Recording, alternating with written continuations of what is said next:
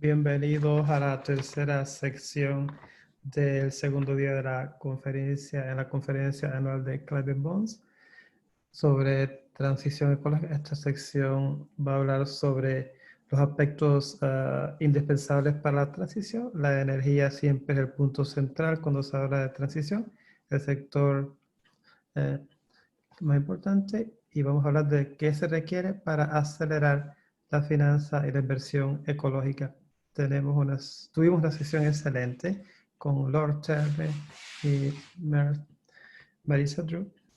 Lord Turner ha estado dirigiendo la Comisión de la Transición y Marisa es una miembro de la comisión.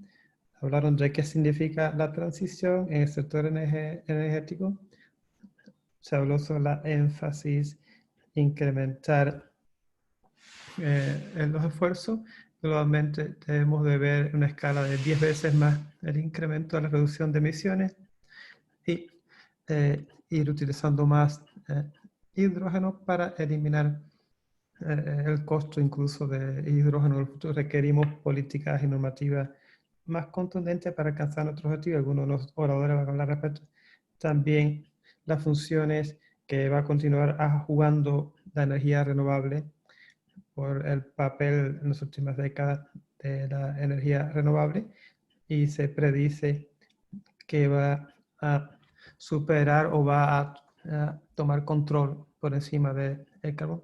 Mi nombre es Justin Lieber, yo soy la directora adjunta de Climate Bonds Initiative y voy a presidir esta sección. Deseo mucho hablar con usted. Tenemos un panel excelente de oradores. Antes de comenzar, algunas cuestiones administrativas. Primeramente, queremos agradecer mucho a nuestros patrocinadores por el apoyo fabuloso que nos han dado. Ustedes han visto este grupo fantástico que nos ha apoyado hoy y durante la conferencia. Muchas gracias.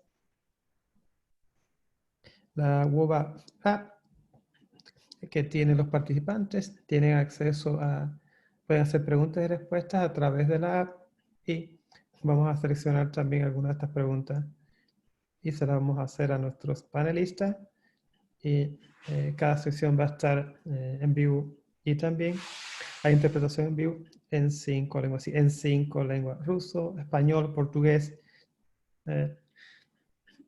chino y japonés. Entonces los que necesiten interpretación pueden utilizar la función de lengua en la app. También vamos a grabar los videos y van a estar desde ahora hasta diciembre disponibles en la app. En caso de que no puedan asistir a una sección, recomiendo la sección anterior a esta, que vale la pena escucharla y verla. Participen, interactúen con la aplicación de web, con individuales que tengan los mismos deseos y aspiraciones que ustedes. Tenemos oradores fabulosos. Paul Borner, director ejecutivo del Instituto de Roque Mantel y asesor antiguo del gobierno de Obama. Tenemos también la suerte de que Paul Borner es uno de los miembros. Robert Stein, director ejecutivo de Meridian Economics, anteriormente trabajaba con ESCOM, y va a hablar sobre la agenda de transición de Sudáfrica, y él va a hablarnos por supuesto Luis Cabra, director ejecutivo de desarrollo de tecnología, sostenibilidad y miembro del comité ejecutivo de Repsol. También va a compartir con nosotros la experiencia de Repsol como un agente importante de petróleo y de gas en el mercado. Y por supuesto, Luis, contentísimo en tener el director de investigación de sostenibilidad de Paribas Asset Management, muy conocido por análisis. Nos va a hablar sobre su perspectiva y experiencia en el sector energético, que sería de mucho valor en este debate. Gracias.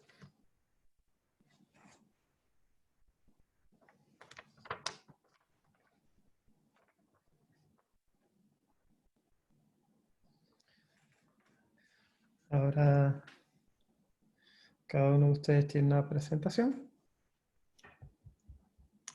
Estoy tratando de su está concentrado en las transiciones energéticas en el Instituto de Rocky Mountain, específicamente carbón, y estamos deseosos de escuchar lo que usted que nos presente y nos hable de alguna de las áreas que ha estado en la que ha estado trabajando. Le doy la palabra y esperamos poder ver su presentación. Gracias. Y felicitaciones por esta conferencia tan fabulosa en tales circunstancias tan difíciles, incluyendo la interpretación simultánea, lo cual sé de cuando trabajaba de negociador en Estados Unidos. El proceso climático es un ejercicio difícil de ejecutar.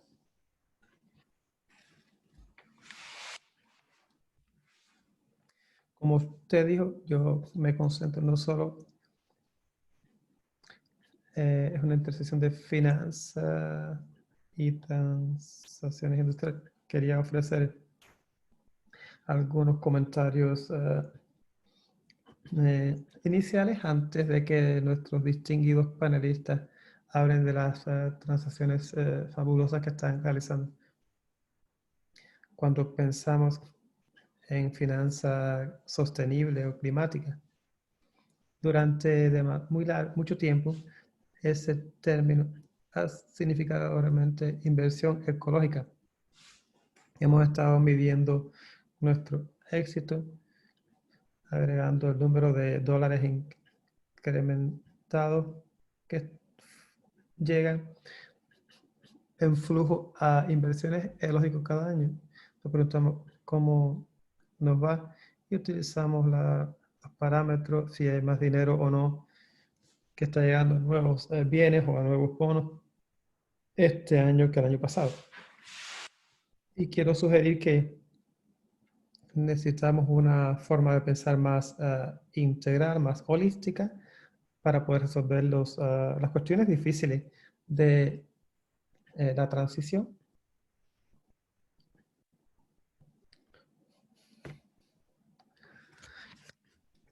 Piensen si queremos reducir las emisiones de gas de efecto invernadero año tras año hasta alcanzar a cero. Hay que generar los servicios de una economía normal como la calefacción, energía, movilidad, pero no queremos las emisiones de carbono asociadas con estos servicios, y esto está vinculado a los ingresos, las ganancias de capital, y cambiando los bienes o activos para generar los servicios que queremos, pero proporcionarlos sin las emisiones de carbono. Es simple. Si realmente queremos hacer eso, pensemos en la economía como si fuera, por ejemplo, una bañera. Queremos tomar un baño, pero la bañera está llena de agua sucia. Queremos reemplazarla con agua limpia. Para lograrlo no es suficiente simplemente cerrar la llave limpia, que significa inversión ecológica.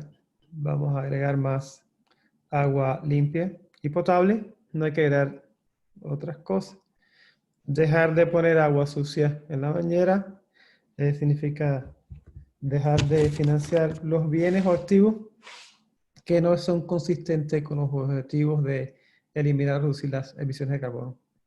En segundo lugar, debemos incrementar el tamaño de la salida de aguas residuales en esta bañera, y vamos a ver lo que va a pasar incluso en Sudáfrica con respecto a hay que hacer esto lo más rápido posible, sacar la parte antigua negativa y reemplazarla con bienes ecológicos. Y finalmente, ¿qué cantidad de agua necesitamos en esta bañera? Y esta es una pregunta de la eficiencia de bienes. ¿Cuántos vehículos necesitamos en nuestras calles para los servicios de movilidad que necesitamos? ¿Cuánta capacidad realmente necesitamos en las redes eléctricas para proporcionar el servicio. A la gente no le importa cuántos electrones tiene. Ellos solo se preocupan si tienen la cerveza fría allí. ¿Cuánto hace falta para proporcionar estos servicios? Hicimos un documento reinventando finanza climática o ecológica. Vamos a ver un ejemplo simple. Estamos rastreando la transformación del sector privado, en este caso Estados Unidos.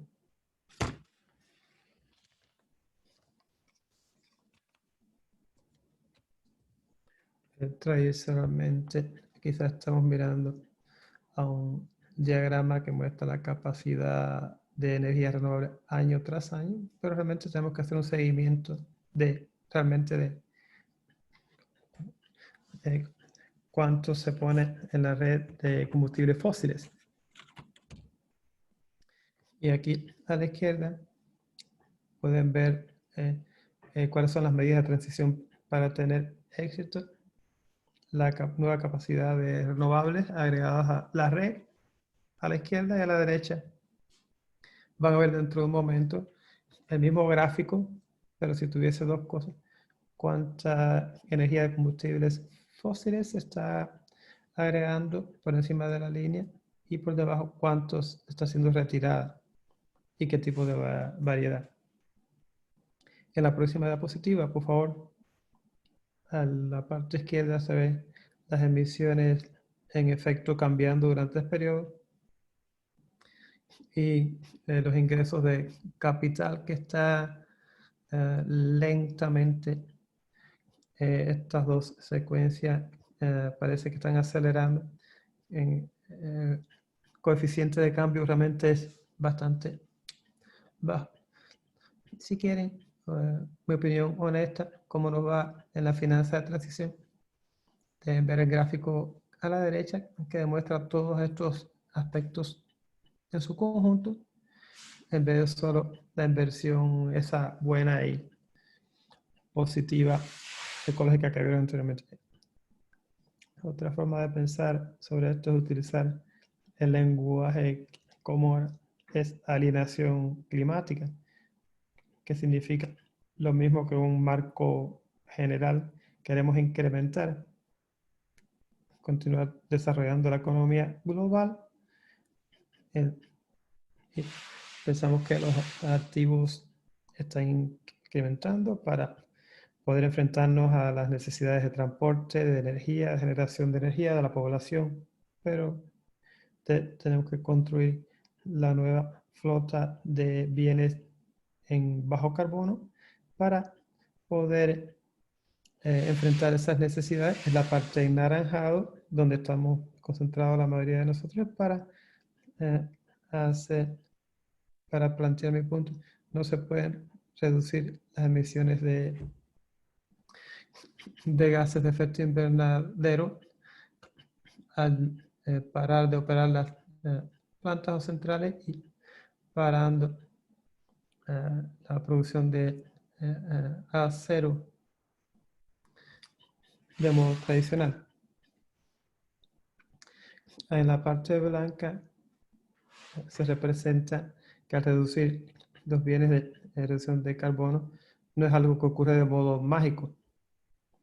Es un punto simple, pero tal vez que a veces se olvida.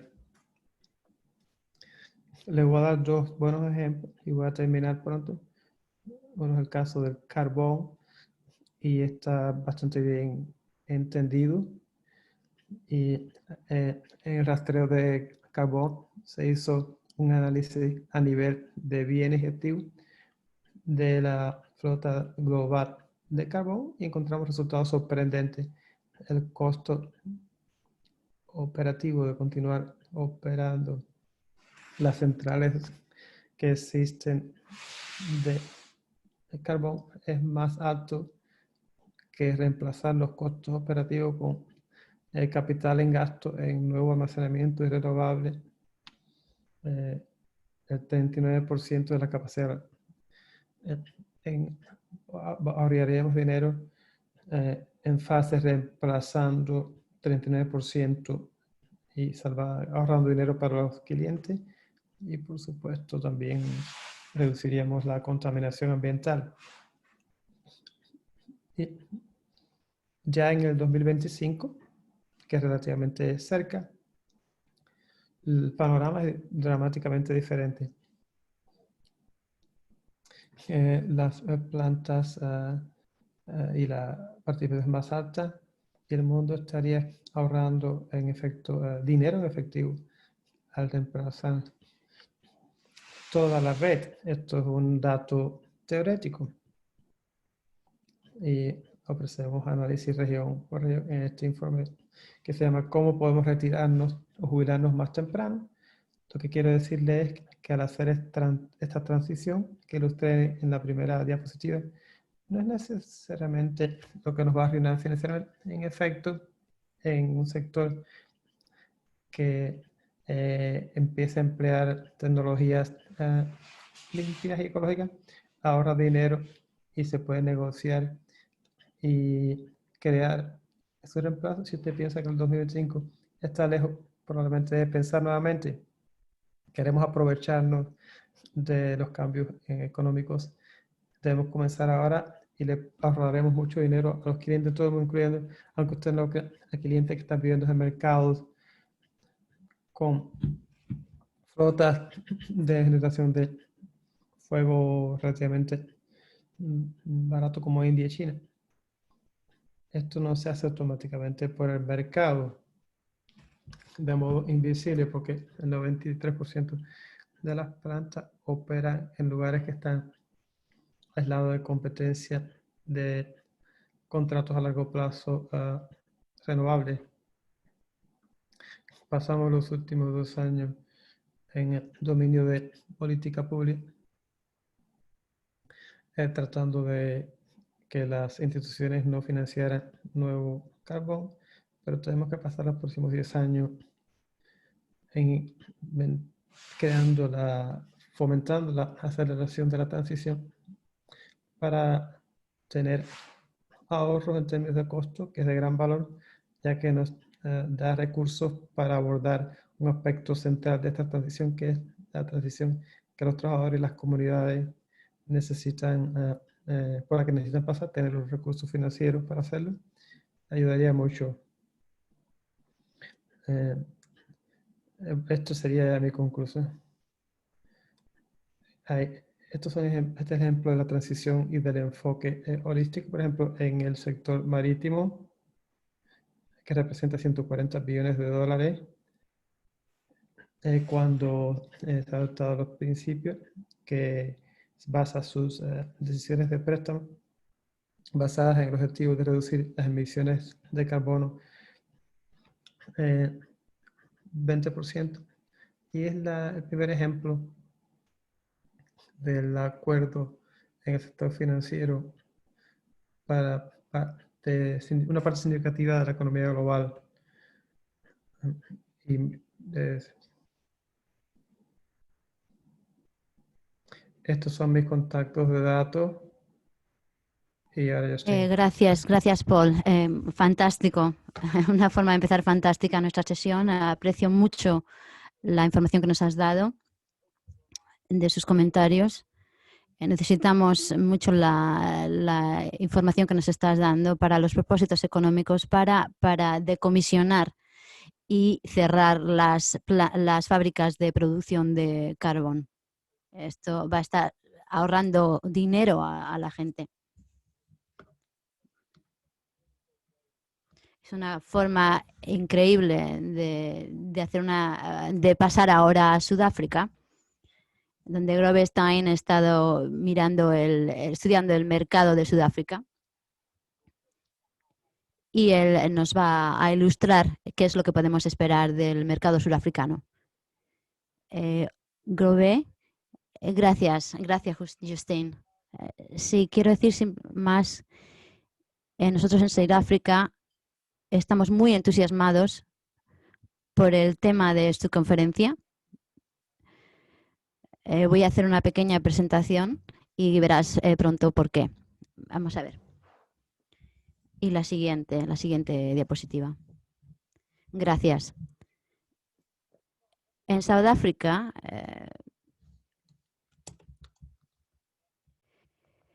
hay un monopolio nacional de Eskom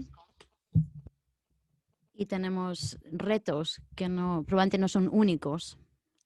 Hay otras jurisdicciones que son también parecidas, que también tienen retos parecidos. Pero estos retos estamos intentando luchar contra la tormenta perfecta, pero estamos intentando completar 2 proyectos de combustión de carbón bastante grandes, pero también vamos a intentar, nos enfrentamos a unos retos económicos bastante grandes derivados del sector del carbón.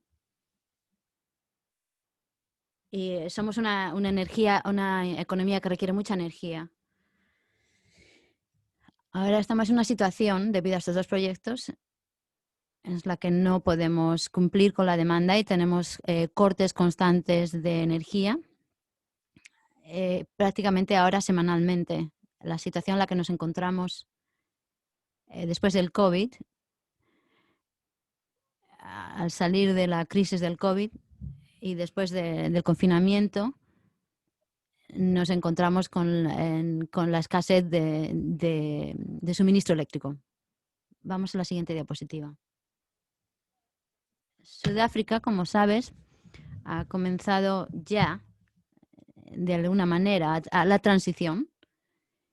Tenemos un proyecto de renovables que está un poco quizá estancado, pero si tenemos un sistema de carbón que lleva 100 años operativo, tenemos que tomar unos pasos incrementales.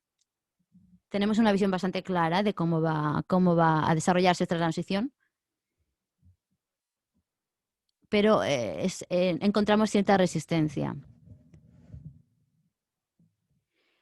También hay grandes intereses que se han desarrollado en torno a esta industria del carbón y estamos tomando pequeños pasos para la transición y la utilización de suministro eléctrico limpio. Estamos en una situación en la que el país y nuestro gobierno no tiene muy claro cómo se va a acelerar esta transición y cómo estos nuevos interesados van a participar. Estamos ahora mismo en una especie como de estagnación, estamos paralizados.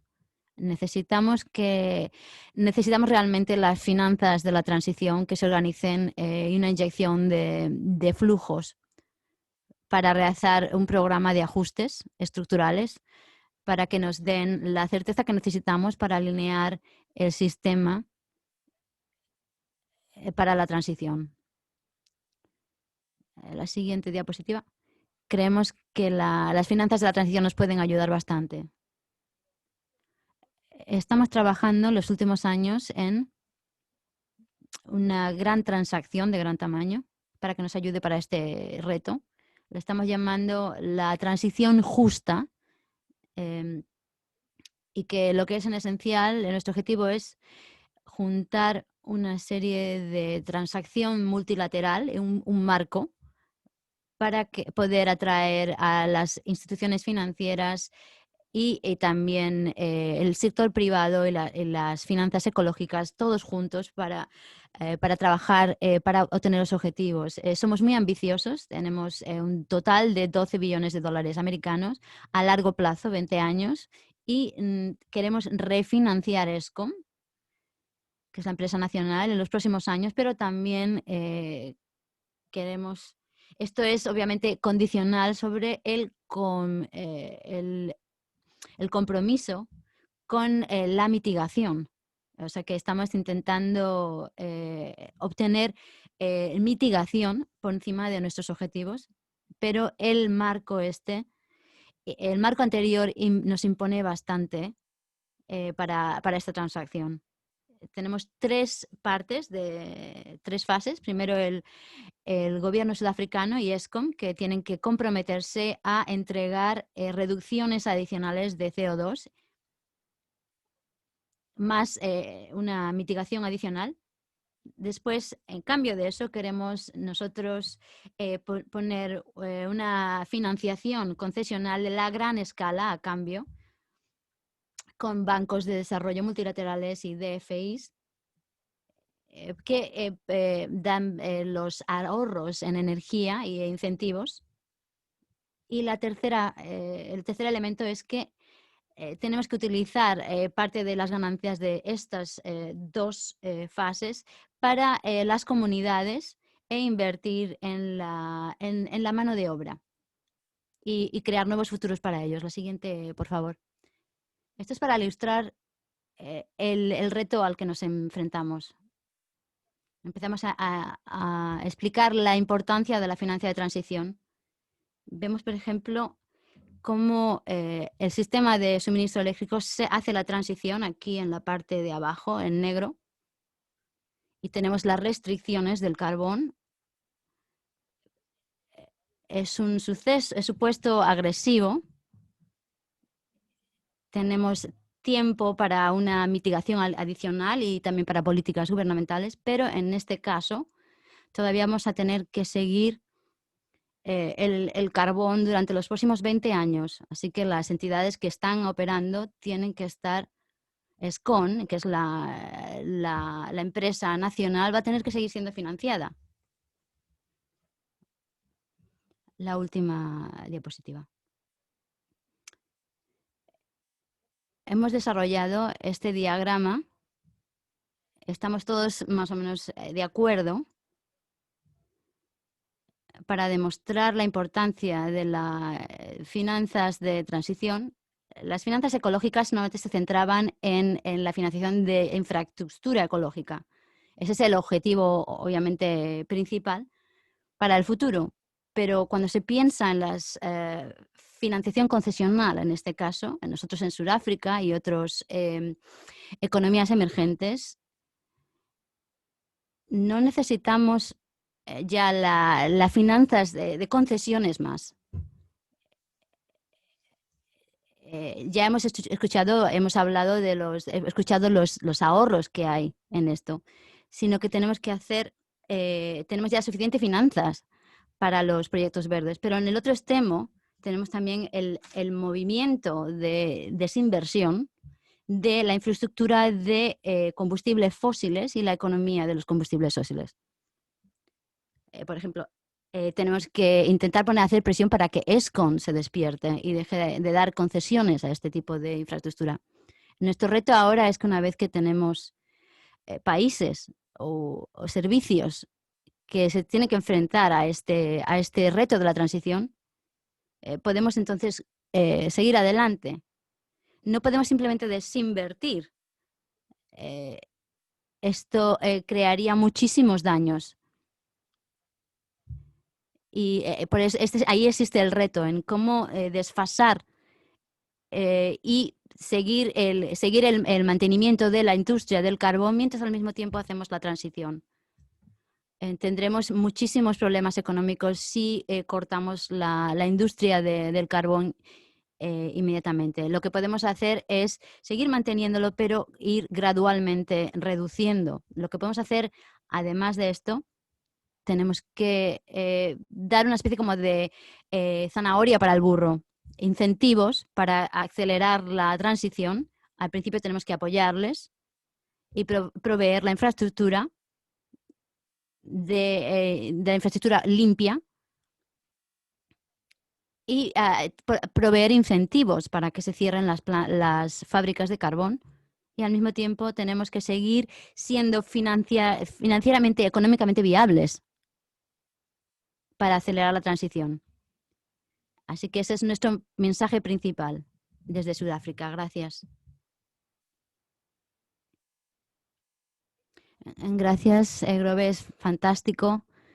Nos anima mucho ver las ambiciones de ESCON y los planes que hay de mitigación específicamente. Parece que indica mucho que quieren hacer la transición, pero también implica el papel que tienen que jugar los DFIs.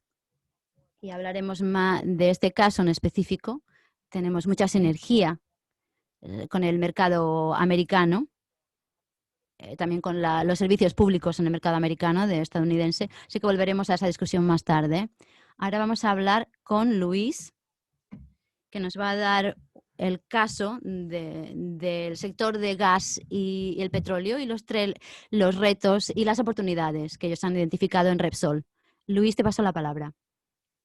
Gracias, Justin. Muy contento de estar aquí y compartir contigo el plan de descarbonización de una empresa de energía que provee los servicios basados en la explotación del gas y el petróleo y los recursos. Estamos hablando de la transición y las finanzas de la transición. La CBI está haciendo un fantástico trabajo para definir el marco en el que se puede hacer una transición creíble y fiable para llegar a conseguir los objetivos de la sociedad para el 2050. Hemos visto un ejemplo muy bueno, por ejemplo, con Grove aquí en Sudáfrica, cómo se puede hacer una transición fiable. Así que quiero compartir contigo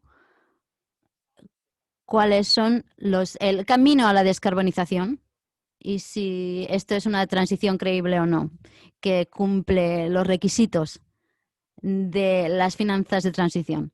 Primero vamos a ir a la siguiente diapositiva.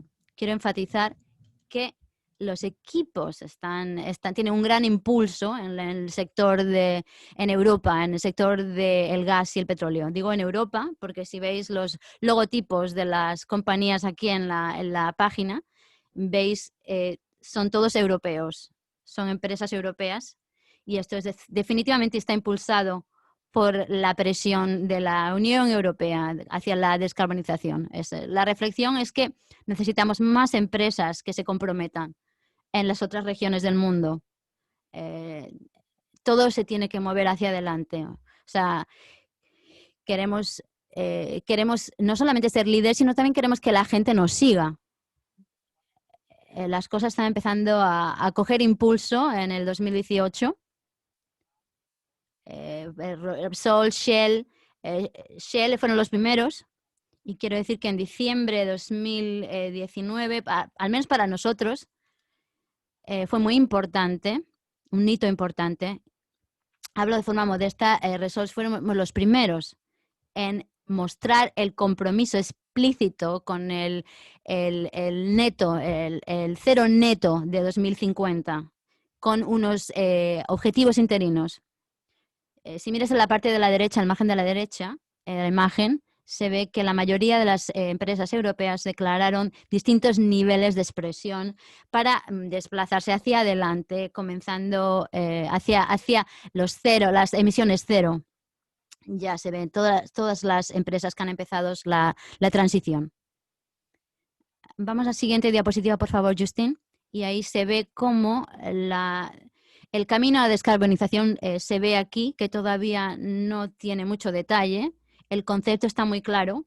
Hemos definido un indicador de intensidad de carbón.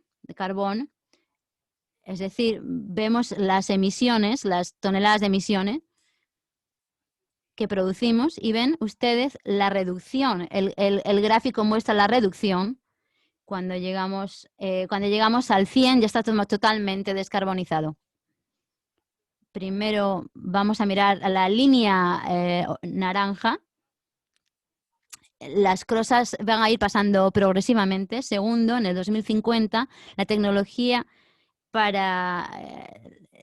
puede ser, probablemente estaremos en un 70% descarbonizados, pero nosotros estamos comprometidos a llegar al 100%. Tenemos que seguir haciendo presión y utilizar la mejor tecnología disponible. De momento no hemos tenido disrupciones.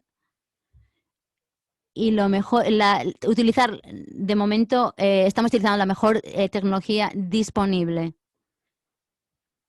para llegar a las soluciones climáticas naturales. Pero desde el primer momento hemos dicho que necesitamos empujar al máximo la capacidad del sistema energético.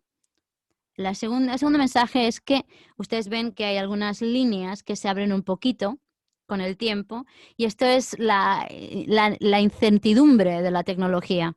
O sea, que no podemos determinar talmente lo que vamos a hacer dependiendo mucho de los avances de la tecnología.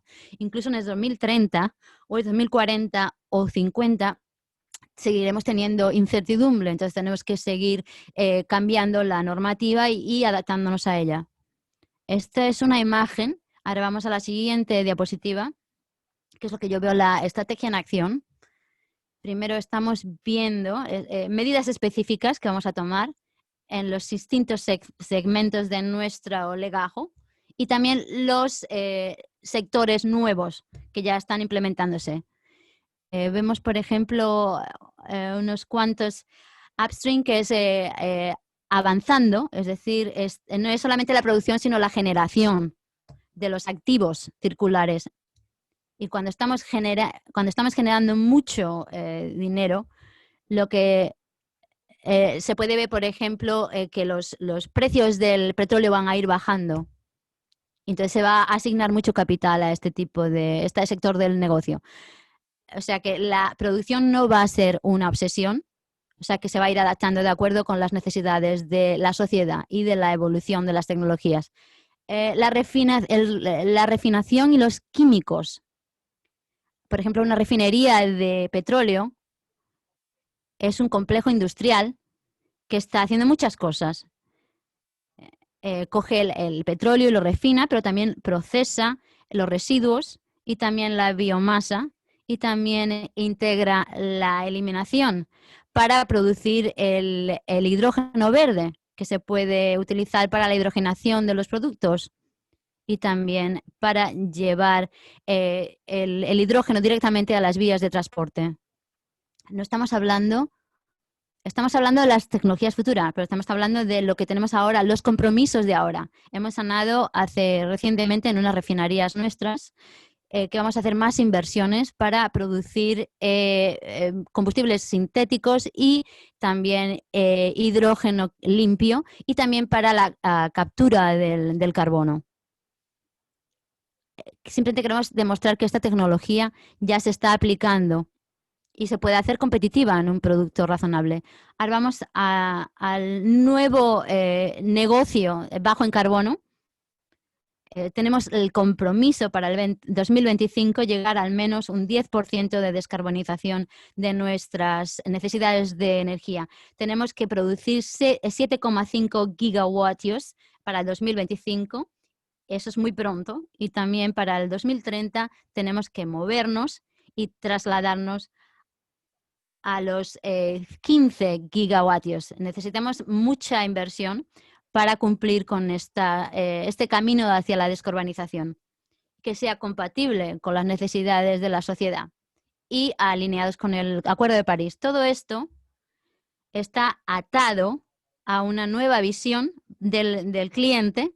El cliente va a utilizar diversas energías, diversos servicios de energía, el calor, la movilidad, etcétera. Todo esto se puede formar parte de un paquete de servicios energéticos que se suministrarán con nuevos sistemas de marketing y nuevas formas de plantearse la digitalización de los clientes. Estamos invirtiendo y estamos muy contentos muy pronto en noviembre porque vamos a dar mucho más detalle sobre este camino a la descarbonización. Vamos a anunciar nuestro nuevo plan estratégico para el 2021 al 2025 y más allá. Tenemos mucho más detalle de esta transición y las inversiones que vamos a hacer para la rentabilidad que vamos a obtener de estas inversiones, como por ejemplo la comunidad financiera y también los accionistas, para que podamos invertir, para que puedan invertir en nuestra empresa. Eso es básicamente lo que quiero decir. Lo último, hay muchas palabras, pero quiero decir siempre que hay un camino creíble, fiable. No es tan fácil como emitir simplemente un bono verde o ecológico. Es mucho más complejo. Nosotros estaremos encantados de que haya bonos verdes para nosotros, pero también es muy importante ver el proceso de la transición. Hay que mirar a la empresa y la estrategia de la empresa, porque hay un camino el camino de descarbonización no es independiente, es una combinación de elementos, una cartera energética, una mezcla de distintos elementos y será difícil. O sea que estaremos encantados de contactar con la comunidad financiera y obviamente hablar de esta nueva transición, de estos nuevos bonos de transición. Muchas gracias, Justin. Muy, muy contento de tomar preguntas. Gracias, Luis. La verdad es que nos anima bastante esta presentación de Repsol, el plan de acción. Y vamos a intentar hacer más preguntas en esta sesión de hoy. Antes de que pase a Mark, una pregunta inicial que no salió demasiado clara. ¿Qué es lo que impulsa a Repsol para hacer un plan tan ambicioso? ¿Qué es lo que hay en el mercado que le da a Repsol prueba?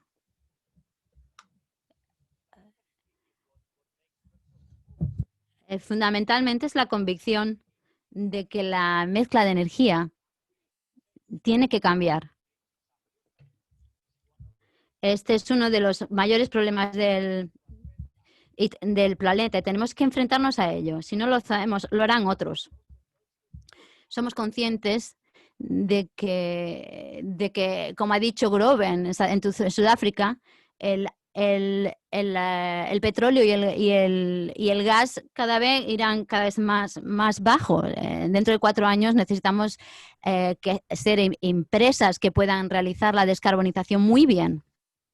Y al mismo tiempo tenemos también que estar convencidos para invertir en las nuevas energías. Algunas de estas empresas todavía tienen muy poca madurez tecnológica. Por ejemplo, la captura de carbono, el hidrógeno, todo esto necesita inversión. Y esto creemos que se hará competitivo en el futuro. Pero estamos convencidos, las convicciones están ahí y queremos movernos. El mundo se está moviendo en esa dirección y nosotros tenemos que estar con el mundo. Estamos convencidos de que vamos por el camino adecuado. Gracias. Muchas gracias, Mark. Usted es un analista con mucha experiencia en la parte de los inversores. ¿Cuál es su reacción sobre la que ha escuchado hoy de Luis y Krove del mercado de Sudáfrica? Sí, gracias, Justin. Buenas tardes. Bueno, realmente mi interpretación de las opiniones de los panelistas antes de hacerlo, quiero hablar sobre 3 comentarios, sobre 3 áreas. Una de las cosas que falta hasta ahora, y el problema es que hay tantas cosas que decir, no importa cuánta gente usted tenga y cuánta experiencia, el tiempo siempre es un límite.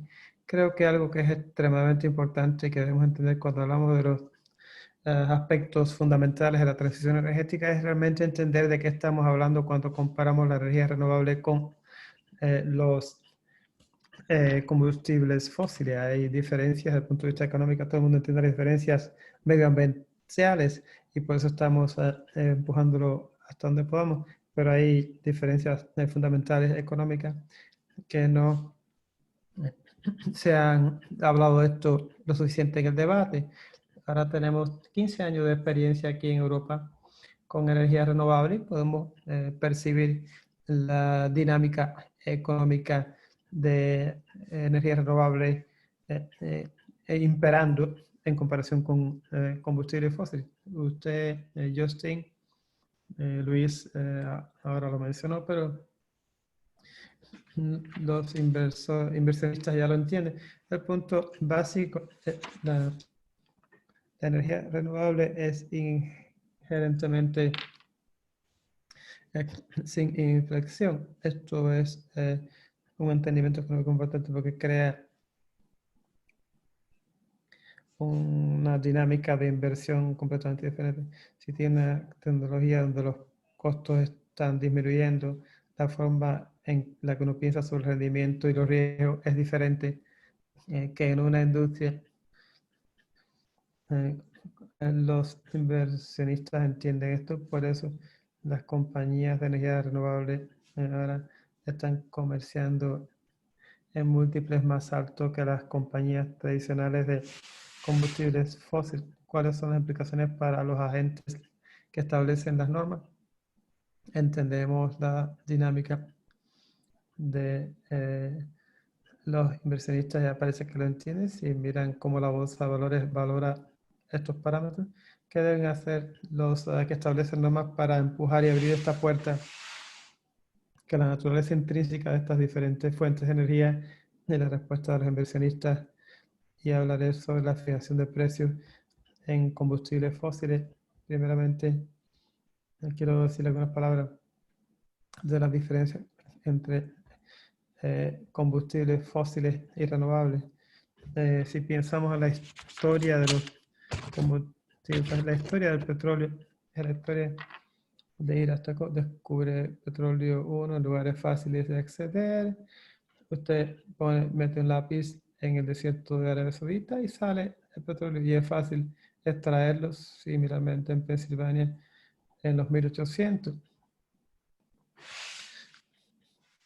Uno encuentra muchos de estos pozos más. Hemos estado buscando debajo de los océanos en la costa de Brasil, en el fondo del océano. Es caro, se necesita mucha experiencia, el riesgo es muy alto. La industria petrolera siempre ha sido un modelo financiado en acciones, porque los riesgos son grandes. Las acciones, el rendimiento mayor es 15 o 20% típicamente. Es solo porque el riesgo es muy grande y los inversionistas quieren un rendimiento más alto. Esto es un modelo basado en activos. En los últimos 10 o 15 años, en términos de renovables, el costo de energía solar y energía eólica ha disminuido, y el de solar en 10 años se ha reducido de 80 a 90. No hay, en el sector de energía renovable no hay ningún ascendente. Solo tiene que construir la infraestructura de la forma que uno busca o explora. Usted sabe dónde flota el viento y donde el sol brilla. La infraestructura es de un riesgo bajo, y una vez que construye más de esto, el costo baja. Por eso es que es un negocio donde los costos van a reducir. Los inversionistas están más cómodos con esto, entonces puede poner mucha deuda en este negocio, a diferencia de la industria de petróleo, que es un modelo muy arriesgado. Sí, puede poner mucha deuda en este modelo. En el mundo en el que estamos hoy, estamos en un mundo donde tenemos intereses, tasas de intereses bajas y negativos para prestatarios soberanos. Es difícil financiar así proyectos de energía eólica o solar, aunque puede tener buenos rendimientos porque no tiene que poner mucho activo. Puede financiar proyectos solares en países de bajo riesgo con 80-90% de deuda, y el rendimiento incluso es doble de los números, con flujos de capitales visivos en comparado con la industria petrolera. Uno no sabe ni cuál va a ser el precio la semana que viene. Muchísimo, imagínense, en los 30, 40 años, en términos de la demanda de los inversionistas, donde inevitablemente a través del tiempo el costo de capital para las actividades petroleras va a incrementar en el futuro, mientras que el costo de capital en la industria renovable está disminuyendo por las razones que menciono. Es cada vez un negocio menos arriesgado, con buenos rendimientos. Usted habló sobre hidrógeno. La producción de hidrógeno ecológico depende más que todo en la infraestructura. Hidrógeno ecológico, que es el que se produce, es caro. Es entre 5 o 6 euros por kilogramo para producir. La Comisión Europea quiere reducirlo a 2 euros en el 2030. No sé si podremos hacerlo. Lo que sé es que el costo de hidrógeno ecológico es por la electrolisis y la energía renovable para proporcionar la energía. esta dinámica de costo va a continuar. Si continúa haciendo inversiones en el proceso de electricidad, tenemos la misma dinámica del sector de energía renovable. Creo que hay un caso con fundamento para decir que el hidrógeno ecológico va a seguir en la misma vía que la energía renovable y cuyo precio va a disminuir en la próxima década. Y hemos visto durante 10 años esto, y ahora el profesor Luis está hablando de la estrategia de cambio de Repsol entre ahora y el 2030. Van a ser inversiones renovables. Esto es algo que no se hubiese esperado que ninguna compañía petrolera hubiese planteado hace 2 años atrás. Algo ha cambiado mucho en los últimos 18 meses. En mi opinión es el reconocimiento de esta mezcla de inversionistas, consumidores, actores públicos, todos están acelerando este proceso. La respuesta de los inversionistas, ahora que se está apreciando más la naturaleza económica de combustibles fósiles y de renovables, en reducción, riesgos menores riesgos más altos, los inversionistas están entonces comenzaron a valorar las inversiones de energía renovable de grandes ganancias y bajo costo, y han comenzado a penalizar los de menos rendimiento y de riesgo alto como combustibles fósiles. Tiene compañías como de energía offshore con un comercio de entre 30 o 40 veces más en comparación con las compañías tradicionales petroleras, que es 12 o 13. El mercado está esencialmente evaluando el crecimiento y el bajo riesgo, que es 2.5 o 3 veces menor que el de la industria de combustibles fósiles.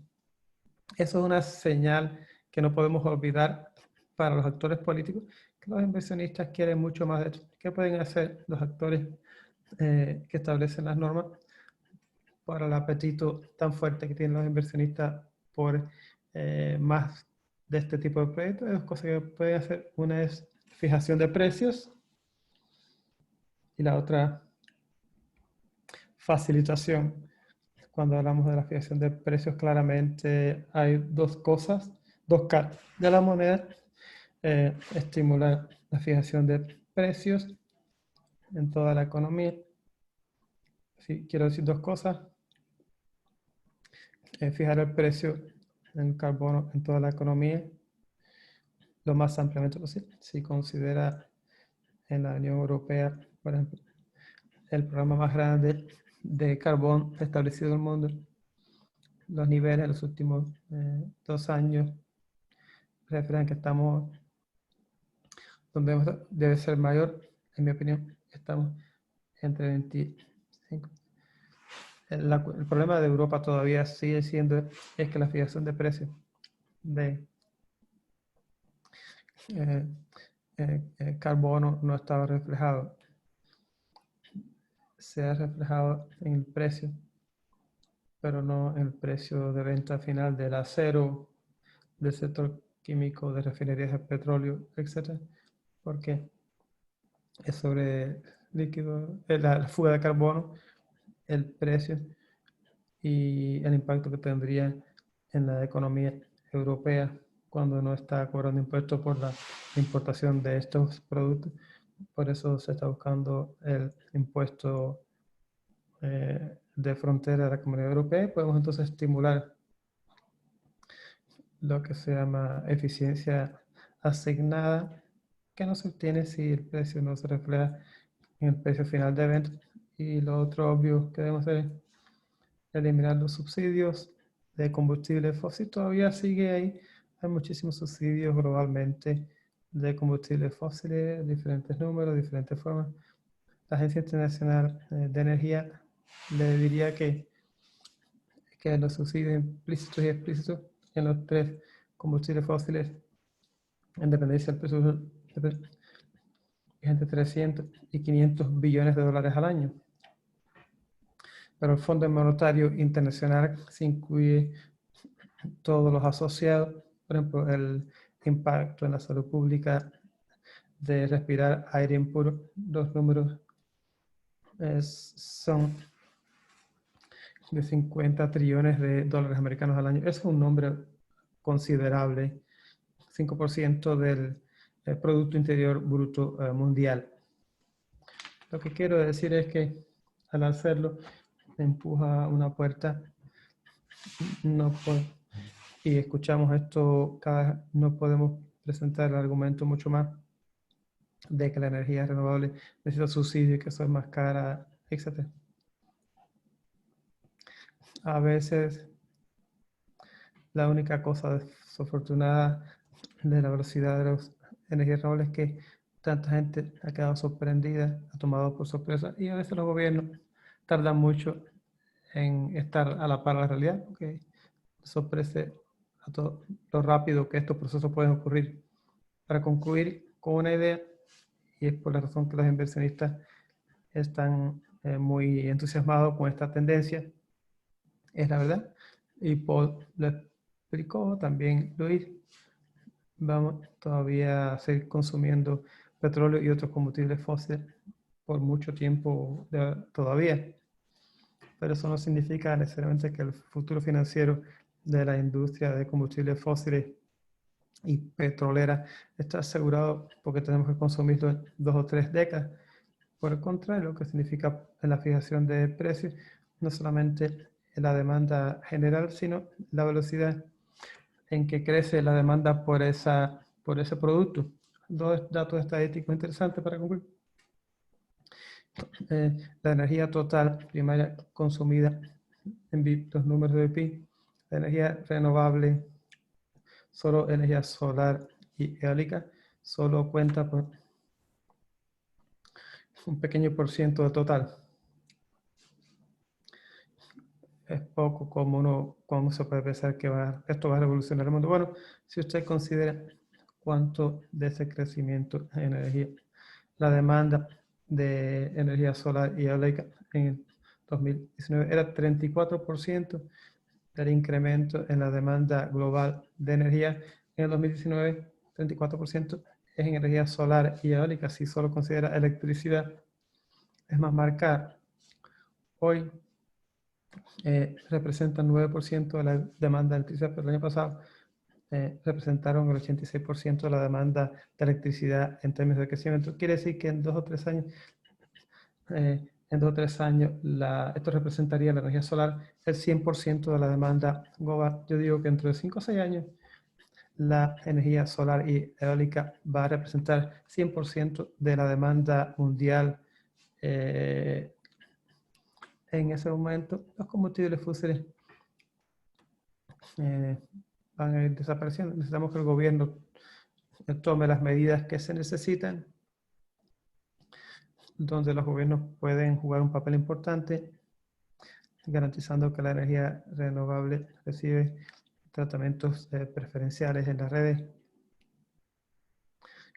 Yo creo que la noticia económica es inambiguamente positiva y va a mejorar a través del tiempo. Necesitamos ejecutores de las leyes que lleguen a conclusiones positivas. Desde lo que desde el punto de vista económico es cada vez más obvio. Gracias, Mark. Fue una información muy valiosa sobre lo que estamos viendo en el mercado energético, específicamente sobre energías renovables.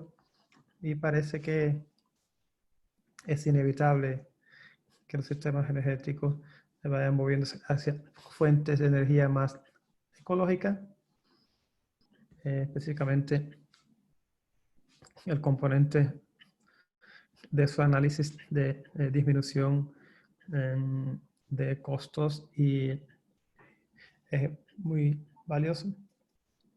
Usted dijo que está prohibido en términos de política de que esto se mueva más rápido que como Sí. Para hablar del punto de Paul, el trabajo fantástico que han estado haciendo energía solar en los países en vía de desarrollo en comparación con el problema del carbón. Es más barato construir estas que continuar con combustibles. No es un bloqueo económico, sino político, porque en muchos países los combustibles fósiles tienen interés muy fuerte. Lo hemos visto en Europa en los últimos años. Pero en Alemania todavía están consiguiendo ofrecer compensación a las compañías de servicios que están cerrando centrales generadoras de energía. Pero no creo por qué los contribuyentes tienen que estar rescatando o pagando paquetes de rescate. Creo que eso es otro ejemplo, incluso en Europa. La gente tiene que tener que hay un riesgo de acciones y capital vinculado con el sector de combustible de fósiles.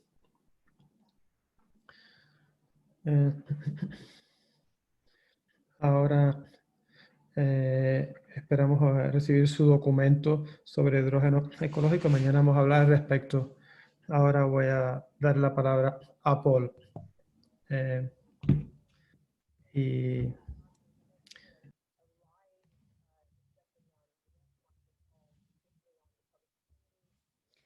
Ahora estamos hablando de los servicios públicos estadounidenses, donde están poniendo la presión, sobre todo cómo van a hacer las respuestas de comisionado de estos servicios. Estamos hablando, por ejemplo, de Nuevo México. ¿Cómo vamos a utilizar los bonos de la transición para abordar este traslado, alejándonos del carbón? ¿Puedes, por favor, elaborar sobre esto, lo que está pasando en Estados Unidos, para también traerlo en el contexto sudafricano? Paul, por favor, estás sin sonido. Ay, perdón. Sí, obviamente los costos del decomisionado son un problema gordo de la ecuación en el contexto sudafricano. Es más fácil decir que es fácil comparar. Solía ser fácil comparar los costos capitales de los renovables y el del carbón. Ahora estamos hablando de los costos operativos en su lugar. Y el decomisionado los costos de decomisionado es otra cosa. Es una categoría especial que varía, depende de la jurisdicción, depende del sitio. Así que este es un gran ejemplo de lo difícil que es tomar estas decisiones, porque después se empiezan a sufrir las consecuencias. La fábrica el retiro, el cierre de unas plantas de carbón en Estados Unidos se suele tardar de entre 10 y 12 años, pero otros se tardan de entre 40 y 50 años por promedio y tienen una vida más o menos de unos 10 años. En China y en Sudáfrica es distinto. Hay megaproyectos que todavía siguen en construcción. O sea que cómo se tiene esa conversación sobre el cierre de estas plantas de carbón que están siendo construidas todavía. Creo que la estructura de los bonos de transición es quizá lo mejor para este tipo de proyectos de decomisionado. Otras soluciones pueden ser, por ejemplo, públicas, el Tesoro Público.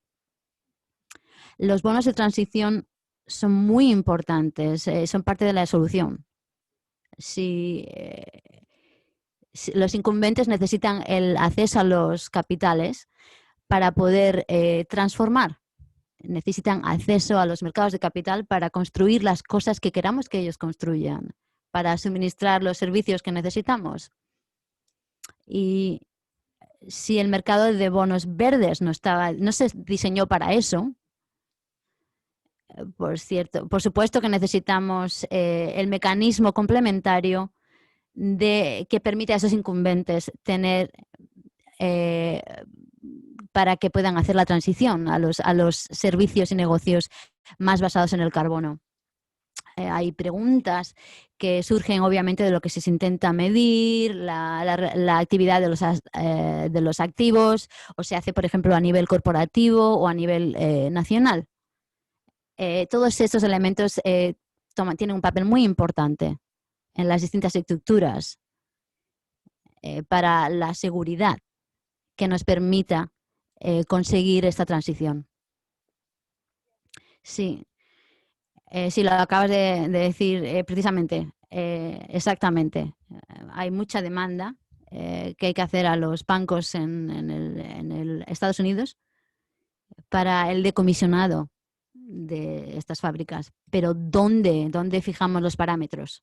Particularmente si vamos a estar poniendo etiquetas verdes en la transición. Esto no se entiende bien. Y creo que, obviamente, voy a hablar contigo. Las últimas diapositivas tuyas hablabas de la desinversión. Y había una sección en medio de la desinversión hacia lo verde. ¿Cómo va ESCOM a mirar? Bueno, ya ESCOM vería que son tu empresa, que son consultores de ESCOM. ¿Cómo lo vais a hacer? Bueno, puedo comenzar. Los desafíos a los que nos enfrentamos para el decomisionado tenemos que hacer más fomento de lo que se tenía intención anteriormente. Tenemos estudios, las distintas vías, las distintas estaciones, y la historia no es tan diferente de lo que dice Luis, incluso en nuevas fábricas de carbón. Hay proyectos similares y que tenemos más experiencia quizá en ello. Hay 4.800 megavatios que están ya casi completos. Esa estación, esa central ya está parada y se está todavía construyendo. Tenemos este problema en el que se financian estas centrales, pero que se van a quedar paradas. Es difícil sin una garantía del gobierno, pero también los DFIs y los bancos multilaterales también tienen un papel muy importante que jugar en la financiación. Aproximadamente unos 3 billones, hace 10 años. El gran reto que tenemos ahora, una vez que tenemos todas estas deudas asociadas con este bono, con esta sección, estos nuevos proyectos, y después también tenemos las antiguas centrales que cuestan más de operar, están al final de sus vidas, estas centrales, y algunas son más de 60 años, pero nos enfrentamos a estos retos y el decomisionado también cuesta. No tenemos mucha experiencia en Sudáfrica ahora mismo. Los requisitos son bastante exigentes y no estamos ahora mismo en una posición para financiar el propio retiro, la jubilación de estas centrales. Ahora mismo lo que está haciendo ExCom, estamos llevando a los mercados diciendo que necesitamos reutilizar estas centrales para otra cosa, para entrar en la transición. Y esencialmente estamos estudiando propuestas para utilizar esta infraestructura de estas centrales. Y necesitamos poner otros servicios, por ejemplo, de reserva, etcétera. Es interesante ver si el mercado puede responder de forma que nos ayuden a reutilizar esta estructura y evitar los costos de decomisionado ahora mismo. Después también el reto real es la financiación. En nuestro caso, la gran diferencia es que es una empresa estatal, no como en Estados Unidos, y nuestro Estado tiene las finanzas de soberanos no están en un buen estado, después sobre todo del COVID, y nuestra deuda es una gran porción que no se puede, no tenemos flujo de efectivo. Tenemos que eliminar 200 billones de RAM, son 7 billones de dólares de deuda. Es posible, una gran parte de esa deuda es también para financiar instituciones. Estas instituciones que ahora están intentando adoptar políticas ecológicas, o sea que es difícil. Es posible quizá juntar una especie de marco de financiación donde están todos los interesados juntos como parte de las ofertas de los sudafricanos para acelerar la transición con unos objetivos de construcción de renovables bastante ambiciosos, prácticamente de forma indefinida, pero podemos utilizar eso como un marco para convencer las instituciones estatales, incluso a los clientes, para que pongan un subsidio a los incrementos de precios, sino también para que podamos superar estos retos. Vuelvo ahora, Paul. Sí, gracias. Quería aclarar una cosa. Hemos utilizado la palabra decomisionar de dos formas. Estamos hablando de el retiro de un activo. Se puede dejar de operar un activo o se puede decomisionar. El último se puede convertir, se puede utilizar para otra cosa. Por ejemplo, la central hidroeléctrica de Battersea en Londres se ha convertido en un edificio residencial, por ejemplo. El decomisionado puede ser bastante caro y tiene que ver con los remedios medioambientales y las cosas que hay que hacer con una instalación industrial. No se puede simplemente quitar los calentadores o las calderas o los otros elementos que tengamos. En los Estados Unidos, los recursos para el futuro tienen una estimación de 100 millones de dólares por cada megavatio, son 100 millones de dólares por cada central. O sea que solamente también depende del sitio donde está, también hay costos adicionales y esos costos en particular son muy difíciles de integrar en estructuras comerciales que le permitan tener otro tipo de estructuras que puedas recolectar los ahorros para el gobierno. Gracias, Pau. Sí, ahora quizá Mark, lo que está diciendo antes Paul, hay una perspectiva bastante dura de los costos, sobre todo los costos ascendentes de las industrias del gas y del petróleo, que comparados con el costo bajo de los renovables. Esto está enlazado. ¿Cuánto tiempo deberá durar el periodo de transición? ¿Y cómo nos aseguramos de que este periodo es lo suficientemente corto para evitar cambios irrecuperables? Creo que esto es algo que quiero escuchar tu opinión ahora. Alguno de los comentarios que ha hecho Mark. Mark, te doy la palabra. Luis, si dices la pregunta del $1.000.000. El ritmo de la transición es algo que es debatible. Esa es la razón por la que normalmente solemos pensar que al menos se reconoce lo suficiente. Ahora mismo lo que estamos haciendo, estamos recogiendo la opinión de las instituciones internacionales de energía, y estamos comenzando desde ahí, desde el supuesto de un desarrollo sostenible, quizás 1.6, 1.7, ahora mismo basándonos en la ciencia, o sea que estamos comenzando de ahí, y de acuerdo con este supuesto, todavía hay décadas de declive en el uso del petróleo, por ejemplo, y del gas también, el declive del gas.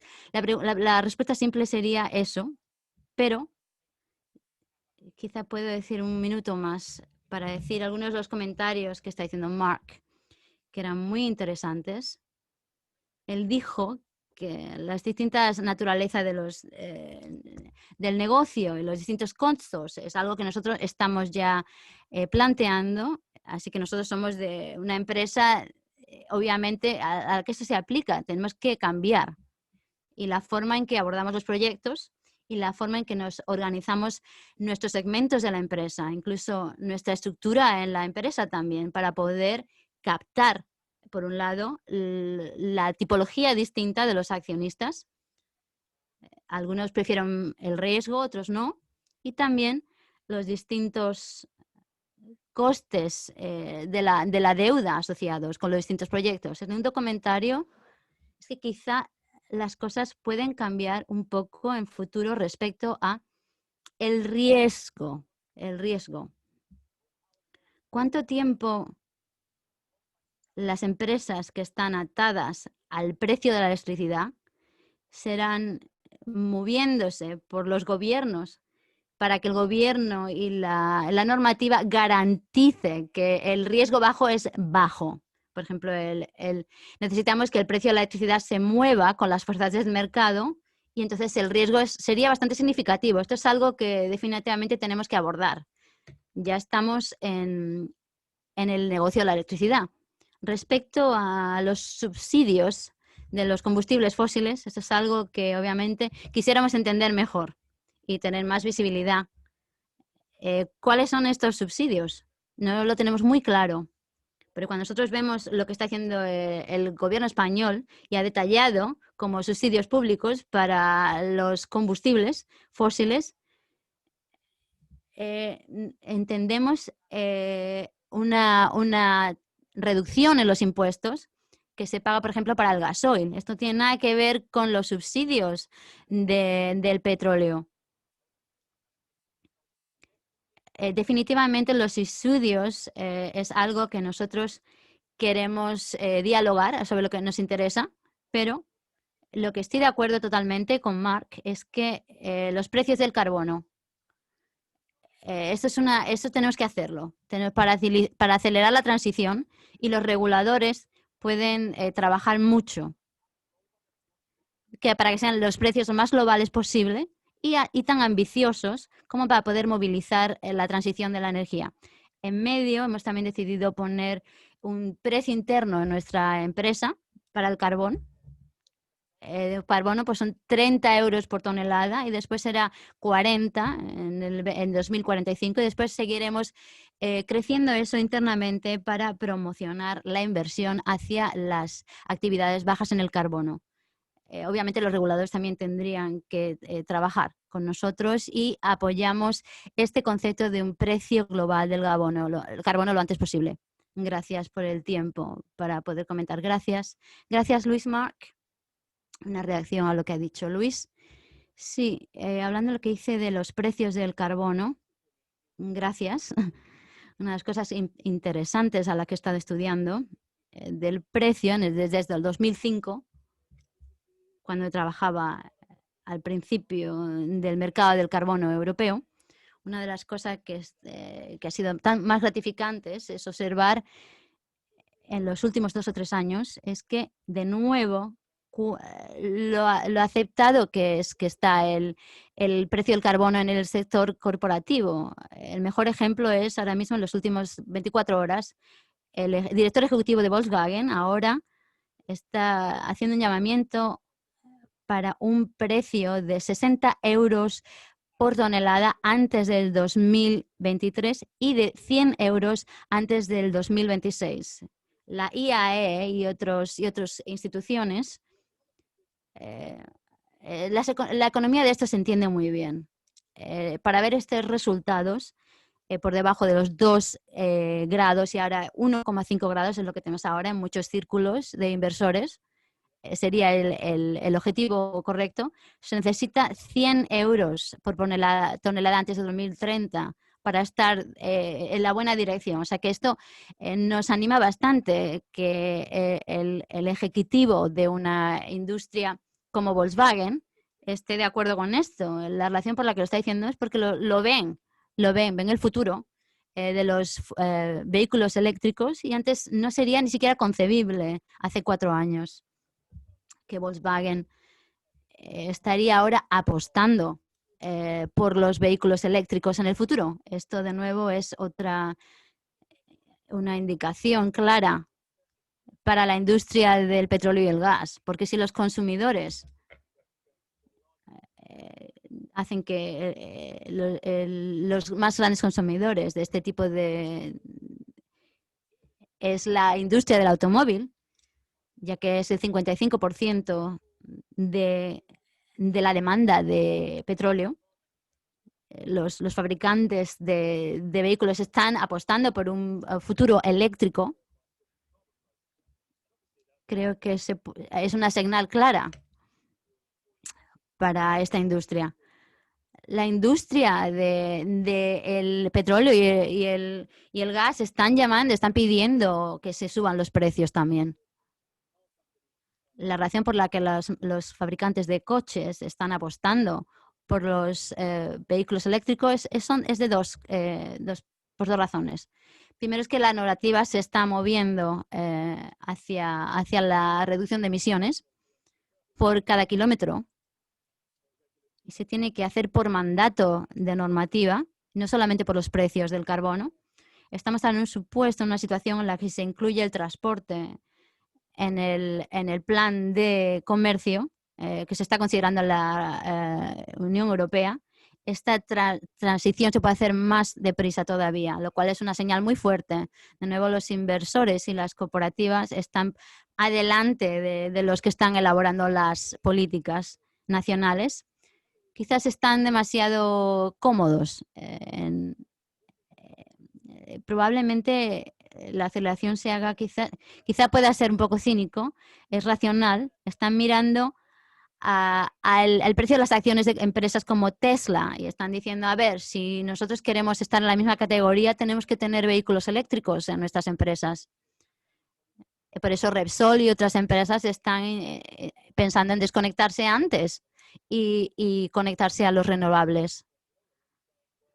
Si queremos tener mejor clasificación en el mercado de valores, tenemos que cambiar nuestro negocio. Así que creo que esto se está haciendo algo mucho más entendido, cuál es la economía de la transición, y creemos que necesitamos que los gobiernos aceleren las señales de precios correctas, pero también que faciliten la superación de los bloqueos. Volvemos de nuevo al hidrógeno verde. Ahí sería quizá asegurarse que hay suficientes incentivos en las fases iniciales de la construcción de la economía del comercio verde. Obviamente tendrá que haber subsidios públicos, pero habrá más en el futuro, un futuro vivible. De hecho, los subsidios en Alemania de la energía solar en el 2005 y 2010, si ahora se estudian, eran muy altos y generosos, por encima de los costos del carbono.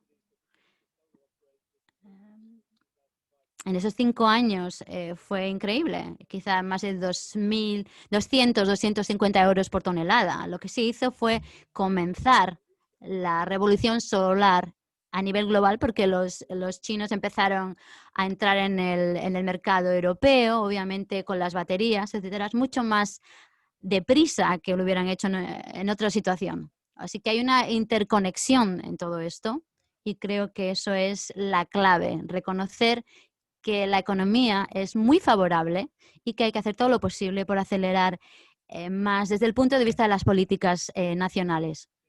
Y obviamente eliminar los subsidios en las viejas energías y facilitar la eliminación de esos obstáculos que encontramos ahora, que es lo que hay que hacer.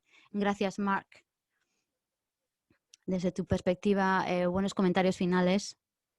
Vamos ahora a pasar al resto de nuestros oradores. Tenemos unos cuantos minutos. Tenemos que terminar. Algunas declaraciones finales antes de terminar la sesión, quizá teniendo en mente que ha habido muchas preguntas sobre las comunidades dependientes de los combustibles fósiles. Nos estamos asegurando de que los vamos a traer con nosotros en este viaje. Grove, por favor, tú. Sí, gracias. Seré breve. Estamos aprendiendo en Sudáfrica quizá los puntos más amplios de la economía, quizá el legado de los sistemas de los combustibles fósiles.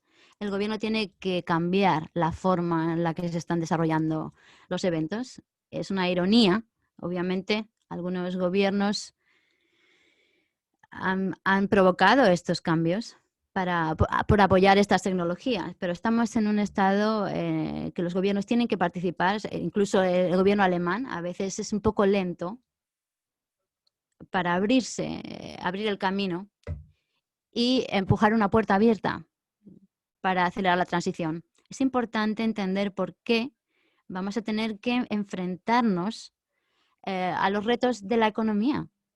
El hecho de que va a haber ganadores y perdedores, a no ser que nos aseguremos de que esas comunidades que están afectadas en estos sistemas fósiles, de que les damos un puente, les tendemos una mano hacia el futuro.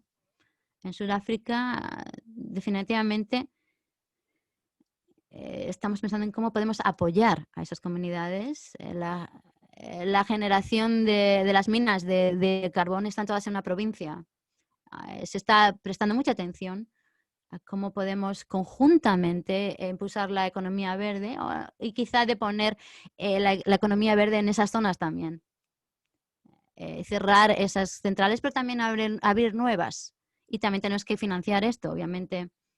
Esto es una parte importante de la ecologización de la economía climática para llegar a una transición justa. Gracias, Grove.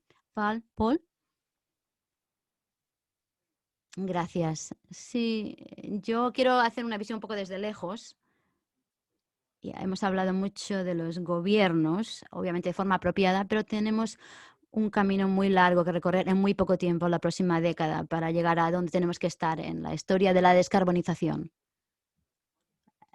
La acción climática y los proyectos ahora mismo han sido proyectos de naciones, pero si hay que descarbonizar la economía global, tenemos que pensar como la economía global, que no es solamente dividiéndola artificialmente en países, sino una serie de industrias de conexión global y cadenas de suministro globales y mercados y tecnología. Así que lo que pienso que estamos viendo ahora estamos justo al borde de un gran movimiento. La mayoría de la sociedad está esperando a que los gobiernos se encarguen de esto, pero que creo que tenemos que ser todavía mucho más proactivos en la industria y tendríamos que dar la bienvenida a esto y asegurarnos de que los instrumentos financieros y los mercados están ahí para aprobar los bonos de transición. Pero también tenemos que tener una mentalidad distinta para los participantes en el mercado y los expertos que el que hemos tenido hasta la fecha.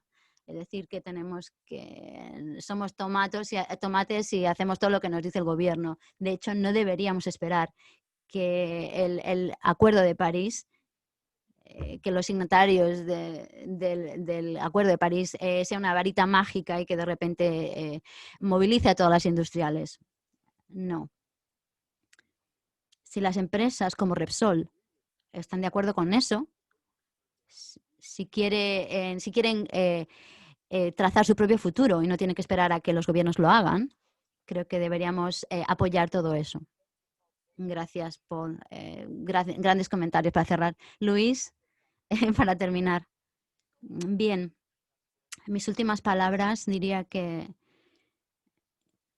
son parecidas a las que dije al principio. Es la transición creíble, fiable, cosas que no van a ser fáciles y simples cuando se habla de lo que se puede cualificar como una transición energética creíble. Pero creo que la CBI inicialmente y el documento que habéis compartido con nosotros en los últimos días es un punto de partida muy bueno para definir algo que parece creíble y fiable, inclusivo y basado en la ciencia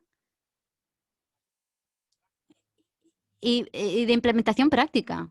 Así que definitivamente necesitamos mirar estas estrategias de la empresa para ver la cuantificación y la cualificación de los proyectos individuales. Así que creo que ese sería mi último punto. Quizá unas palabras adicionales sobre las regulaciones, la normativa ambicional. Estoy totalmente en apoyo de que los reguladores estén preparados para fijar los objetivos de 1,5 grados y que sean ambiciosos en la aceleración para llegar al 1,5 en el 2050.